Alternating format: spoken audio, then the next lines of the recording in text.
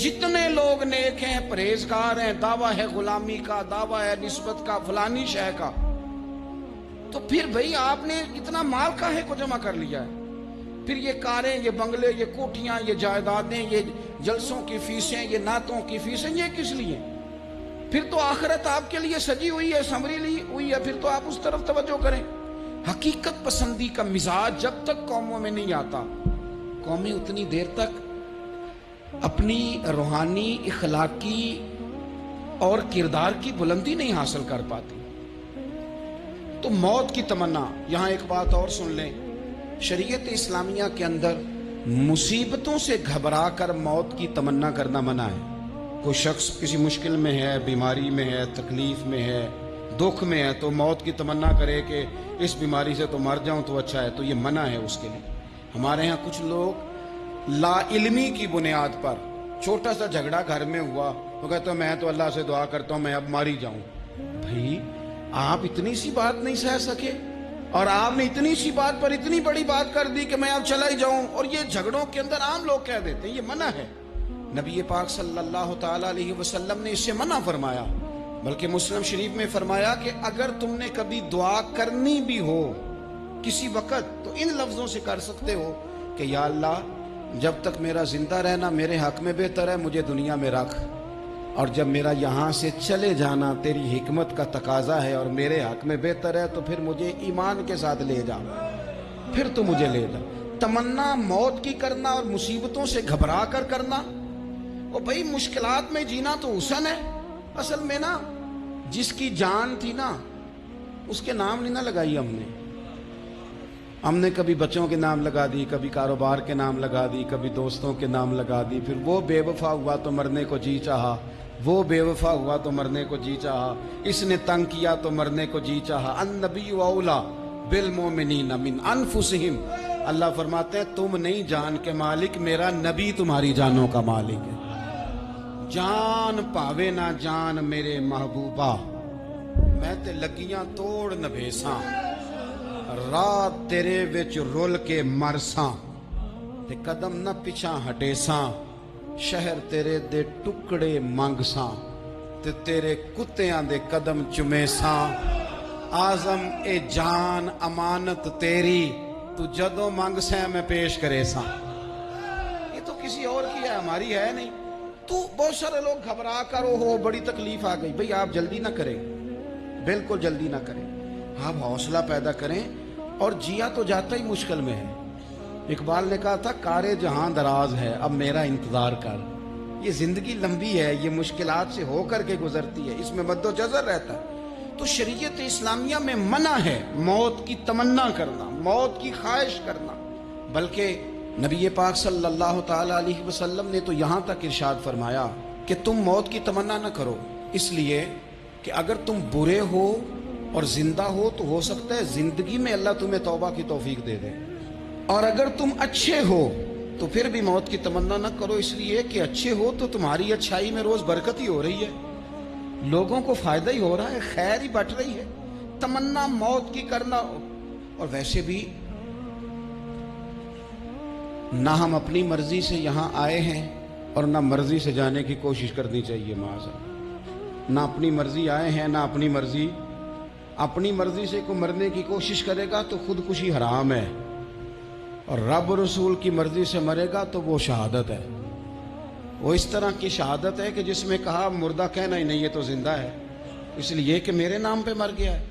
तो मौत की तमन्ना करना या इस तरह का रवैया मना है। अलबत्ता ये जो यहूद का काम था, इनका जो लहजा था, अल्लाह फरमाते हैं ये तो हजार साल उम्र मांगती हैं, तो जाना ही नहीं चाहते।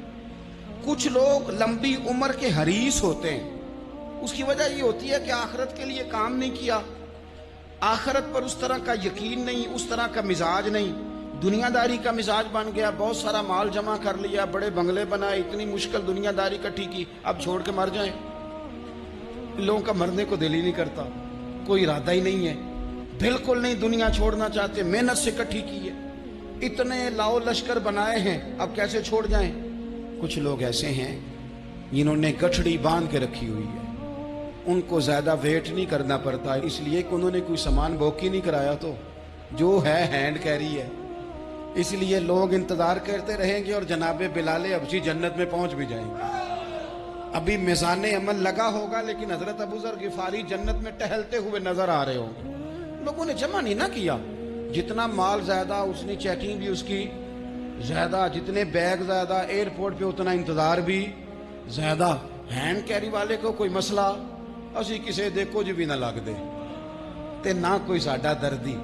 بھئی مال کاہے کا تو حساب کاہے کا. مولا علی شیر خدا کرم اللہ تعالی وجہہ الکریم سے کسی نے کہا ہم گنجائشیں تلاش کرتے ہیں نا, اور شریعت کی گنجائش اختیار کرنے میں حرج بھی کوئی نہیں ہوتا. شریعت گنجائش دیتی ہے, مال جائز ہو آپ کو تو آپ اس کو استعمال کریں. بڑا مکان بنائیں, بڑی جائیداد خریدیں, بڑی گاڑی میں سفر کریں, مہنگا موبائل خریدیں, اچھے کپڑے پہنے, کوئی منع نہیں کرتا.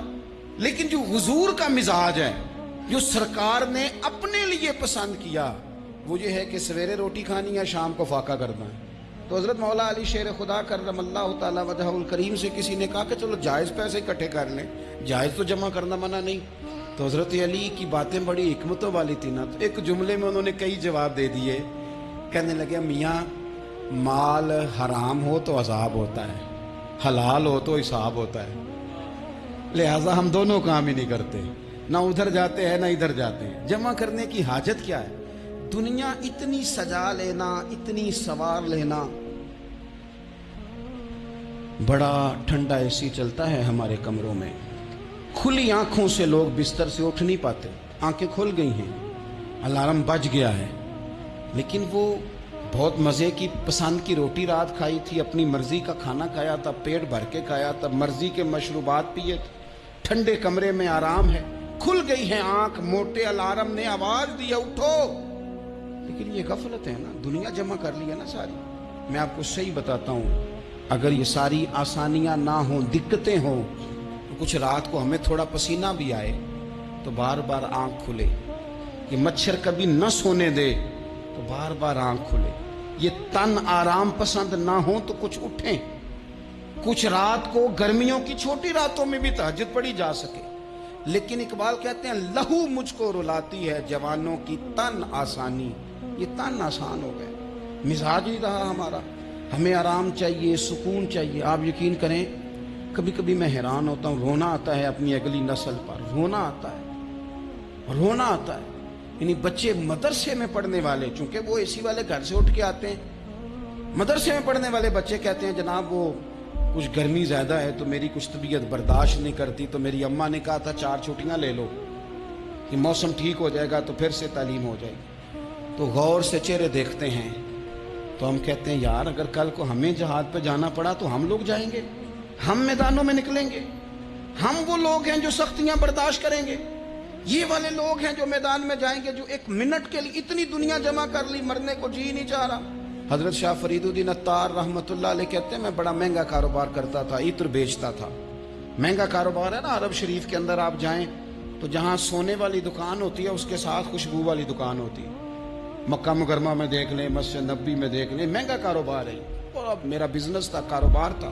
تو آپ فرماتے ہیں کہ ایک دن ایک بزرگ آ گئے, انہوں نے ایک شیشی دیکھی, خوشبو سونگی, دوسری, تیسری, چوتھی. اچھے سیل مین آگے بڑھ کے خود کہتے ہیں آپ کو کیا چاہیے. میں نے بھی کہا بابا جی کیا چاہیے مجھے بتائیں, کیا دیکھ رہے ہیں؟ تو بابا جی بڑے دھیمے, ٹھنڈے اور حوصلے والے لہجے میں کہنے لگے پتر دیکھ رہا ہوں تیری جان بڑی مشکل سے نکلے گی. تو میں نے کہا وہ کیوں؟ کہنے لگے اتنی مہنگا مہنگا تو نے مال جمع کیا ہے, کبھی مرنے لگے گا تو یہ یاد آئے گا, کبھی وہ یاد آئے گا, کبھی سادہ کر لیں, اس کو سادہ کر لیں, کبھی اس سوسائٹی والا پلاٹ یاد آئے گا, کبھی ادھر والا یاد آئے گا, کبھی لاہور والا یاد آئے گا. کہاں مرنے کو جی چاہتا ہے. اور پھر ایک اور دھوکہ ہے, میں بچوں کے لیے کر رہا ہوں. بچوں کے نام تو ایک دھیلا بھی نہیں, وہ تو سارا آپ کے اپنے نام ہے. ایسے ہی بہانہ بنایا ہوئے بچوں, کس بچے کے نام؟ بچے نے تو 50 دفعہ کہا ہے کہ وہ ایک دکان بیچ دو, میں نے کام کرنا ہے. تو ابا کہتا مراں گا تو تاں بکے گی. کہاں بچوں کے لیے؟ کون کہتا ہے بچوں کے لیے؟ یہ تو خواہشات ہیں جن پر ہمارا اپنا قبضہ ہے, ہر کنجی تو ہماری جیب میں. کون کہہ رہا ہے؟ وہ تو کبھی جا کے ملے گا ان کو جب موقع آئے گا. تو کہا یہ اتنا مال جمع کیا ہے تو پتر تیری جان تو مشکل سے نکلے گی. تو کہتے ہیں میں دنیا دار تھا, دنیا دار کو نصیحت کریں تو وہ غصہ کرتا ہے, طنز کرتا ہے. کہتے مجھے غصہ آیا تو میں نے جھٹ سے کہا, لوگ کہتے نہیں تم اپنی قبریں جانا ہے تو میں آپ نہیں کہتے میں نے جھٹ سے کہا, میں نے کہا بابا میری جان تو مشکل سے نکلے گی تو تیری کیسے نکلے گی؟ تو کہتے ہیں بابا جی کہنے لگے پتر ادھر آ نا ذرا. تو میں کاؤنٹر کے اوپر سے ہو کے بابا جی کے پاس آیا. وہ میری دکان کے فرش پہ لیٹے, کعبے کو منہ کیا, کلمہ پڑا اور ان کی روح پرواز کر گئی. عرش فرشتے بانگاں ملیاں, مکے پہ گیا شور, بلے شاہ اسی نہیں مرنا, اے تے مر گیا ہی کوئی ہور, نالے وارث شاہ وہ کدوں مر دے جنہ کیتیاں نیک کمائیاں نے. کہا یہ دیکھ لو مر گئے, بس اتنی کام تھا, تیاری ہے. امام غزالی کا آخری وقت تھا نا, تو انہوں نے وضو کیا, غسل کیا, خوشبو لگائی, اپنے ہاتھوں سے چادر بچھائی, پھر تکیہ رکھا, پھر لیٹے, پھر حضور پہ درود پڑھا, اور پھر کہنے لگے رب اگر تیری مرضی ہے تو غزالی بھی تیرا تیار ہے. بس یہ جملے زبان پہ تھے اور روح پرواز کر گئی. موت کو سمجھے ہیں غافل اختتام زندگی, یہ ہے شام میں زندگی, پھر صبح دوام میں زندگی. عزیز بھائیو, ہم نے نا بڑی آسائشیں جمع کر لی, بڑا کچھ اپنی عقل کے زور پر ہم نے اکٹھا کر لیا. نہیں ہمارا پروگرام. کسی سے پوچھ لے صحت کیسی ہے, تو عمر اگر اس کی بڑی اوپر بھی چلی جا رہی ہو, اب تو خیر سالگرہ میں آنے کا رواج ہر جگہ آ گیا ہے, ہم سے بھی لوگ پوچھتے ہیں کہ آپ بتائیں آپ کس تاریخ کو پیدا ہوئے تھے, تو میں کہتا ہوں کوئی کارنامہ سر انجام دے لینے دو, پھر بتا دیں گے. ابھی تو کچھ کر نہیں سکے, کچھ بتائیں گے تو کچھ دن بھی منا لیں گے. ابھی تو لگتا ہے کہ بڑا وقت ضائع ہو گیا ہم سے. تو عزیز بھائی, کوئی نہیں کہتا کہ اب ٹائم آ گیا ہے, شوگر ہو گئی ہے, بلڈ پریشر ہو گیا ہے, طبیعت خراب رہتی ہے, فلانا مسئلہ ہو گیا ہے. تو تمنا موت اور موت کا ڈر اور نہ مرنے کا ارادہ اور دنیا سے دل کو لگا کے رکھنا اور ہر وقت جینے کی خواہش پیدا کرنا اور ہر وقت حالمی مزید کی دوڑ میں رہنا, وہ لوگ اس لیے تیار رہتے تھے, دعائیں مانگتے تھے شہادت کی, کہ انہوں نے نا دنیا بنائی نہیں تھی. حضرت عمر نے تو دوسرا کرتا نہیں پہنا ساری زندگی. وہ جو مکان آ رہا تھا وہی چل رہا تھا, وہ تو تھوڑے پہ قرضہ تھا ان پہ, لیکن ہر نماز کے بعد صحیح بخاری میں موجود ہے وہ دعا مانگتے تھے, اللہم ارزقنی شہادتا فی سبیلک, یا اللہ ایسا نہ ہو میں تبھی موت چلا جاؤں, مجھے اپنے رستے میں شہادت کی موت دینا. ہر نماز کے بعد دعا مانگی جا رہی, لیکن شہادت والی موت کی نہیں, شہادت والی موت. اللہم ارزقنی شہادتا فی سبیلک. اور مالک مدینہ چھوڑنے کو دل نہیں کرتا, یا اللہ شہادت کی موت دینا, اور دینا بھی اپنے نبی کے شہر کے اندر, یہی رہوں, یہی میرا مدفن بنے. اللہ نے انہیں موقع دیا. آپ دیکھیں نا, ان لوگوں کا دل کرتا تھا. حضرت خالد بن ولید رضی اللہ تعالیٰ عنہ ساری زندگی میدان میں گزاری, پورے جسم میں 1 انچ جگہ باقی نہیں تھی جہاں زخم نہ ہو, ساری زندگی میدان میں رہے, لیکن آخری وقت روتے تھے, فرماتے تھے اس کی بے نیازی دیکھو, میں شہادت کے لیے میدان میں رہا لیکن شہادت میرا مقدر ہی نہیں تھی. اور پھر آخری وقت بھی فرمایا میرا گھوڑا, میرے کپڑے, میری زرہ, میری تلوار یہ کسی مجاہد کو دے دینا. چلو میں اب جہاد میں نہیں ہوں تو میرا سامان تو جہاد میں رہے, کسی مجاہد کو دینا. ان لوگوں نے جتنی محنت کی نا مرنے کے بعد کے لیے کی, مرنے کے بعد کے لیے, زندگی کا جو دوسرا پل ہے اس کے لیے کوشش کی. وہاں انہوں نے صدقات جمع کرائے, خیرات جمع کرائے, عبادات جمع کرائیں, حسن اخلاق جمع کرایا, اچھا سلوک جمع کرایا. انہوں نے آخرت کے بینک میں ڈھیروں مال جمع کرایا, وہاں ان کے مکان بک ہوئے, جنت میں ان کے نام کی بڑی بڑی جگہیں اللہ تبارک و تعالیٰ کے فضل سے طے کی گئیں. تو پھر انہیں وہاں جانے میں کوئی دشواری بھی نہیں تھی, انہیں کوئی مشکل نہیں تھی, وہ تیار تھے.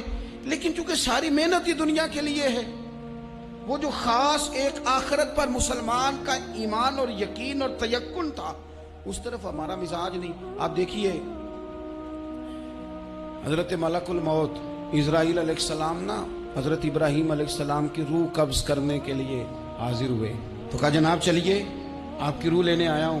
تو حضرت ابراہیم علیہ السلام فرمانے لگے, اسرائیل, یہ قاضی ثناء اللہ صاحب پانی پتی رحمۃ اللہ علیہ نے اس کو تفسیر مظہری میں لکھا ہے.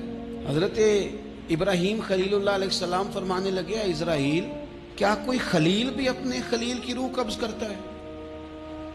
واتخذ اللہ ابراہیم خلیلا, اللہ نے تو مجھے دوست بنایا, دوست ہو کے دوست کی روح قبض کرنے جا رہا ہے. حضرت اسرائیل نے ارادہ چھوڑا اور حضرت ابراہیم کا وہ جملہ لے کے رب کی بارگاہ میں حاضر ہوئے. عرض کی مالک جناب ابراہیم علیہ السلام نے فرمایا ہے کہ اللہ کی بارگاہ میں عرض کرو کہ مالک کیا کوئی خلیل بھی اپنے خلیل کی روح قبض کرتا ہے؟ تو رب کریم نے فرمایا اب میرا بھی پیغام جا کے جناب ابراہیم کو دے دو، ان سے جا کے کہو رب فرماتا ہے کیا کوئی خلیل بھی اپنے خلیل کی ملاقات کو ناپسند کرتا ہے؟ آپ کو تو ملنے کو بلا رہے ہیں، موت تو ایک پل ہے، یہاں سے گزریں گے تو جا کے محبوب سے ملیں گے، تو کیا کوئی خلیل بھی ناپسند کرتا ہے کہ وہ اپنے خلیل سے ملاقات نہ کرے؟ حضرت سیدنا اسرائیل علیہ السلام پیغام لے کے آئے اور کہا ہے اللہ کے خلیل رب فرماتا ہے کیا خلیل بھی خلیل کی ملاقات کو؟ تو حضرت ابراہیم تو کھول کے روئے، کہنے لگے اب دیر نہ کر، اب ذرا جلدی کر، اب ذرا جلدی لے جا. اور میرے نبی پاک صلی اللہ علیہ وسلم نے فرمایا، سیاستہ میں حدیث ہے، فرمایا تم میں سے جو رب سے ملنے کو پسند کرتا ہے نا، جو اللہ سے ملنے کا شوق رکھتا ہے نا، اللہ بھی اس کی ملاقات کو پسند فرماتا ہے. تم میں سے جو رب سے ملنے کا شوق رکھتا ہے، اقبال کیا کہتے ہیں؟ کہتے ہیں تیرے عشق کی انتہا چاہتا ہوں، تو میری سادگی دیکھ میں کیا چاہتا ہوں، میرا ذرا سا تو دل ہے مگر شوق اتنا، میں وہی لن ترانی سنا چاہتا ہوں. مالک میرا دل کرتا ہے میں تجھ سے کہوں رب آرینی، میں تجھے دیکھنا چاہتا ہوں، اور تو مجھے کہے لن ترانی، تو نہیں دیکھ سکتا. میرا ذرا سا تو دل ہے مگر شوق اتنا، میں بھی وہی لن ترانی سنا چاہتا ہوں. پھر خود ہی کہنے لگے او بھری بزم میں راز کی بات کہہ دی، میں بڑا بے ادب ہوں سزا چاہتا ہوں. یہ تو سب کو بتانے والی بات ہی نہیں تھی جو میں نے بتا دی، بھری بزم میں راز کی بات کہہ، بڑا بے ادب ہوں سزا چاہتا ہوں. نبی کریم علیہ السلام نے فرمایا تم میں سے جو رب کی ملاقات کا شوق رکھتا ہے نا، اللہ بھی اس کی ملاقات کو پسند فرماتا ہے. اور فرمایا تم میں سے جس کا رب سے ملنے کا شوق نہیں نا، اللہ بھی اس کی ملاقات کو پسند نہیں فرماتا. یہ سیاستہ میں حدیث ہے. ایک دفعہ غور کر نہ لیں، فلاں سے ملنے کو بھی جی چاہتا ہے، فلاں علاقہ دیکھنے کو بھی جی چاہتا ہے، فلاں کی ملاقات کو بھی جی چاہتا ہے، کبھی اس کو ملنے کو بھی جی چاہتا ہے جس نے بنایا ہے سارا کچھ، کبھی اس کی صحابہ تو تڑپ کے حضور کی بارگاہ میں آئے تھے نا، وَإِذَا سَأَلَكَ عِبَادِي عَنِّي فَإِنِّي قَرِيبٌ، تڑپ کے کہا تھا یا رسول اللہ صلی اللہ علیہ وسلم سالوں بیت گئے، سجدے کرتے، عبادت کرتے، روزہ رکھتے، حج کرتے، زکوٰۃ دیتے، اب دل کرتا ہے کبھی وہ ملے، کبھی اسے دیکھیں. کبھی یہ حقیقت منتظر نظر آنا لباس مجاز میں، لاکھوں سجدے تڑپ رہے ہیں میری جبین نیاز میں، دل کرتا ہے ملنے کو. تو جب صحابہ نے آ کے حضور کی بارگاہ میں یہ عرض کی نا یا رسول اللہ رب سے ملنے کو جی چاہتا ہے، تو اللہ نے فرمایا وَإِذَا سَأَلَكَ عِبَادِي عَنِّي فَإِنِّي قَرِيبٌ، اے محبوب جب میرے بندے آپ کے پاس آ کے میرے بارے میں سوال کریں تو ان سے فرما دو میں تو ان کے قریب ہی ہوں. صحابہ اگر ابلاغ دین نہ کرتے، تبلیغ نہ کرتے، اپنے پاس چیزیں رکھتے تو ہم تک دین پہنچتا نہ. انہوں نے بڑی ذمہ داری کے ساتھ، روایت حدیث کا معاملہ ہو یا حفظ دین کا، بڑی ذمہ داری کے ساتھ. پھر ہمارے محدثین نے محنت کی اور کتابیں جمع کر کے ترتیب دے کے ہم تک پہنچائیں. ہماری یہ ذمہ داری ہے کہ ہم خیر کی بات آگے پہنچائیں، خیر کی بات. ہمیں بڑی مثالیں آتی ہیں، بڑی ساری چیزیں ہمارے پاس ہوتی ہیں، بڑا کچھ ہم کہہ سکتے ہیں، بڑی ہمیں کہانیاں یاد ہوتی ہیں، تو یہ تو ہمیں الجھا دے گا یہ سارا معاملہ. کیا یہ اچھا ہو کہ ہم جمعے والے دن اپنے خطیب صاحب سے جو حدیث سنتے ہیں اسے اچھے طریقے سے ذہن میں بٹھائیں، اور پھر پورا ہفتہ گھر کے اندر، بازار کے اندر، گلی کے اندر، دوستوں میں، بچوں میں جب بھی بیٹھیں تو اپنی بات مدینے والے رسول کی بات سے شروع کریں. اور آپ کو ذائقہ اتنا ملے گا کہ کسی نے حضرت ابو ہریرہ رضی اللہ تعالیٰ عنہ سے پوچھا تھا کہ آپ کو کیا شہد لگا ہوا ہے کہ ہر وقت لوگ آپ کے گرد بیٹھے رہتے، ہر وقت مجمع ہی رہتا ہے. کچھ لوگ ہوتے ہیں نا جی، وہ بیٹھ جائیں تو محفل ہو جاتی ہے، چلنے لگیں تو جلوس ہو جاتا ہے. کچھ لوگ ہوتے ہیں. تو کہا حضرت آپ کون سا شہد ہے؟ تو حضرت ابو ہریرہ فرمانے لگے شہد میاں کوئی بھی نہیں، میں نہ کسی کو اپنی بتاتا ہوں، نہ باپ دادا کی بتاتا ہوں، نہ برادری قبیلے کی بتاتا ہوں، میں تو جس کو بھی بتاتا ہوں محمد عربی کی بات ہی بتاتا ہوں. تو بس یہ آپ سمجھ لیں کہ میری بات بن گئی ہے تیری بات کرتے کرتے. تو ایک یہ بات آپ نے ذہن میں رکھنی. دوسرا پیغام میرا آپ کے لیے یہ ہے آج کی اس خوبصورت بزم میں کہ دین اور دیندار لوگ ایک نیکی کریں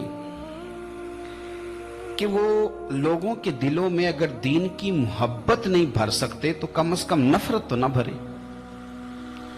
اب تو یقین کریں کہ تکلیف روز بروز بڑھتی چلی جا رہی ہے. یوں لگتا ہے کہ دین دنیا میں صرف بحث کرنے کے لیے آیا. لڑائیاں ہی لڑائیاں، مناظرے ہی مناظرے، بحث ہی بحث. کیا شکل دکھا رہے ہیں ہم لوگوں کو مذہب کی کہ اس میں صرف بحث ہے، لڑائی ہے.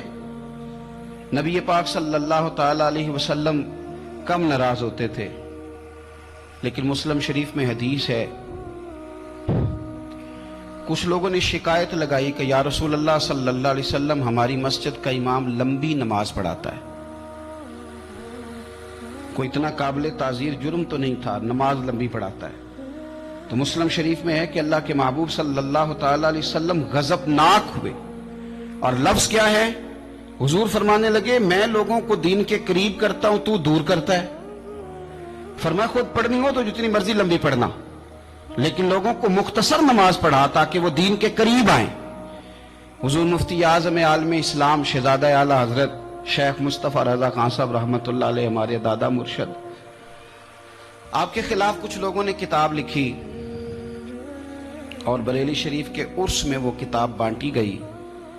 24 صفر کو علماء کی وہاں میٹنگ ہوتی ہے اور ہزاروں علماء اس میں راسخ العلم لوگ وہاں موجود ہوتے ہیں، راسخ العقیدہ. حضور مفتی اعظم نے وہ کتاب سامنے رکھی اور کتاب سامنے رکھ کے علماء سے کہا کہ یہ شرعی اعتراض ہے مجھ پر اور یہ اس کا جواب ہے، یہ شرعی اعتراض ہے، یہ اس کا جواب ہے، یہ شرعی اعتراض ہے، یہ اس کا جواب. جو شرعی اعتراض تھے ان کے جوابات دے دیے. فرمایا کچھ انہوں نے نا اخلاقی اعتراضات کیے ہیں تو میں کسی کی ذات پر اتر کر بات نہیں کرنا چاہتا. کچھ انہوں نے ذاتی اعتراضات کیے ہیں اور جو مہذب قومیں ہوتی ہیں وہ کسی شخص کی شخصیت پر اتر کر نیچے اتر کر بات نہیں کرتی. تو یہ شرعی اعتراضات تھے، یہ جواب ہے. تو علماء نے پوچھا کہ حضرت یہ کتاب کب چھپے گی؟ تو آپ فرمانے لگی چھپے گی کوئی نہیں. یہ کہ حضور نے آپ کے خلاف لکھا ہے تو آپ کہتے ہیں چھپے گی نہیں، آپ کو بھی تو چھاپنی چاہیے. تو آپ فرمانے لگے یار جی انہوں نے لکھا ہے تو کچھ بندے نا اس کتاب کی وجہ سے مجھ سے کٹ کے ان سے جڑ گئے ہیں.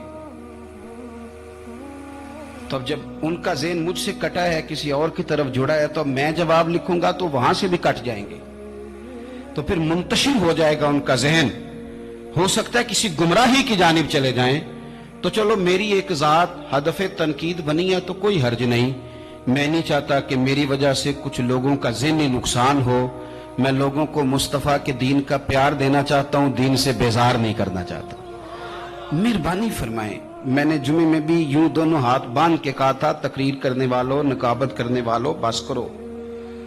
آپ اپنی تقریر چمکانے کے لیے قوم کو تقسیم کر دیتے ہو. حق کی بات کے اظہار کا معنی لڑائی تو نہیں ہوتا. ہمارے جتنے بزرگ تھے وہ سارے حق کی باتیں کرتے رہے، لیکن اتنا انتشار، اس قدر زیادہ جو ہے وہ تانا زنی، اس قدر زیادہ خوف کا معیار. اور میں نے جمعے میں بھی کہا تھا پھر کہتا ہوں اس زمانے میں جتنا کو زیادہ شرارتی ہوتا ہے اتنا زیادہ وہ طاقتور ہوتا ہے. شریف آدمی شرارتی کا مقابلہ کیسے کرے گا؟ ہم نے شرارتی لوگوں کو مضبوط کر دیا. تو دین سے نفرت نہیں دلائیں، لوگوں کو دین کے قریب کریں، لوگوں کو دین کی محبت دلائیں، لوگوں کو دین کے قریب کریں، دین کا ذوق دلائیں، لوگوں کو قریب کریں. آج کی بات ہے، ایک دوست بڑی دور سے آیا ہے، آج کی بات بڑی دور سے. اس نے مجھ سے آ کے کہا کہ حضرت صاحب اب تو میری حالت یہ ہے کہ میں گناہ کر کر کے تنگ آ گیا ہوں. میرے ارد گرد گناہ کے مواقع رہتے ہیں، میں تنگ آ گیا ہوں. لیکن میں ایک منتشر آدمی ہوں، مجھے ہر وقت کا وسوسہ، ہر وقت کی پریشانی، ہر وقت کی مصیبت. وہ کہتا ہے میں جس عالم کے، درویش کے، صوفی کے، مولوی کے قریب جانے لگتا ہوں اس کے خلاف مجھے کوئی نہ کچھ ہے مل جاتی ہے.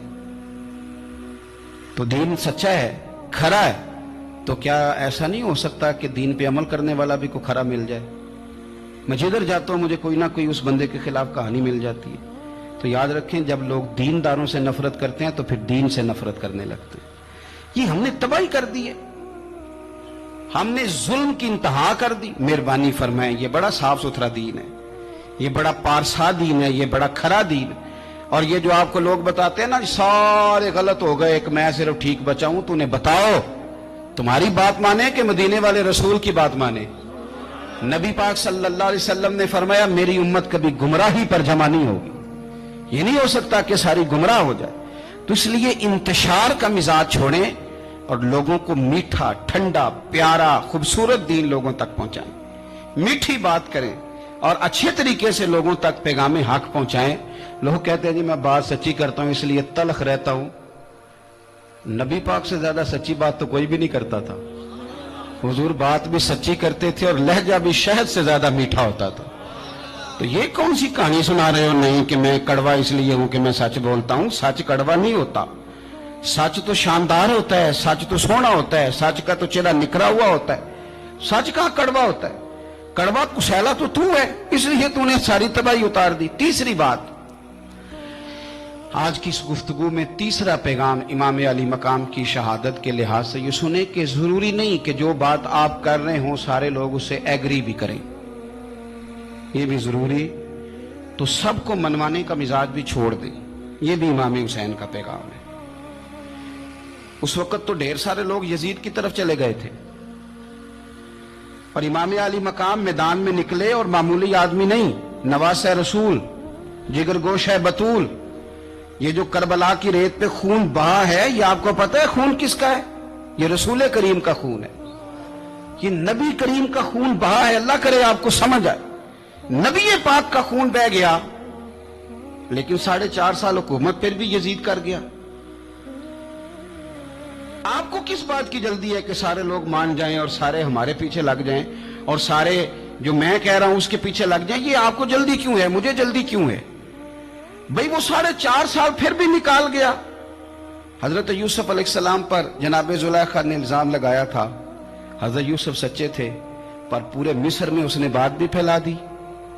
12 سال جیل میں بھی رہے, تھے تو سچے نا, لیکن اس سچ کو نکھرتے 12 سال لگ گئے. لیکن رب کریم نے فرمایا یوسف سچے ہو پر 12 سال پھر بھی جیل میں رہنا پڑے گا, سچے بھی ہو کھرے بھی ہو. پر 12 سال جیل میں رہے, پر عرش کے مالک نے فرمایا پہلے آپ مصر کے قیدی تھے, اب آپ کا سچ نکھر گیا ہے تو مصر کا حکمران بنا دیا جائے گا. چوتھی بات یہ سنیں اور اچھے طریقے سے. ہمارے ہاں نا ہماری محفل رہ گئی ہے, تنہائی ختم ہو گئی ہے. تھوڑا تنہائی میں رہنا بھی شروع کریں. تنہائی میں کس طرح رہنا ہے؟ مصلی کے ساتھ, عبادت کے ساتھ, درد کے ساتھ, سوز کے ساتھ, یعنی ذوق کے ساتھ.